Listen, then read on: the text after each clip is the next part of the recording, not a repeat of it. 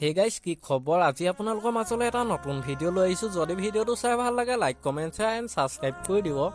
এইবাৰ জনপ্ৰিয় নাগাৰা নাম শিল্পী কৰিশ্মা নাথে বিহু মঞ্চ কঁপাব।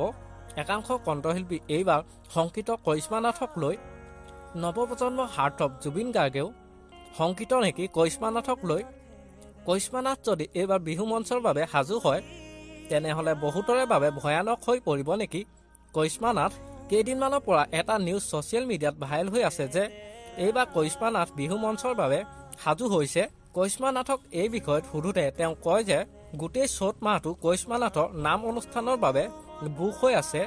লগতে তেওঁ কয় যে তেওঁ বৰ্তমানলৈকে কোনো বিহু মঞ্চ অনুষ্ঠান ৰখা নাই।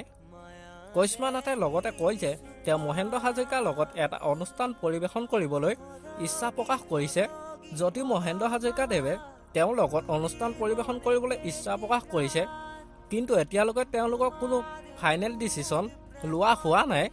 আমাৰ আজি ভিডিঅ'টো ইমানেই আছিল। যদি ভিডিঅ'টো চাই ভাল লাগিলে যিমান পাৰে শ্বেয়াৰ কৰি দিব আৰু নতুনকৈ চেনেলটো কোনোবা আহিছে যদি ছাবস্ক্ৰাইব কৰি ল'ব। আজিলৈ বাই বাই।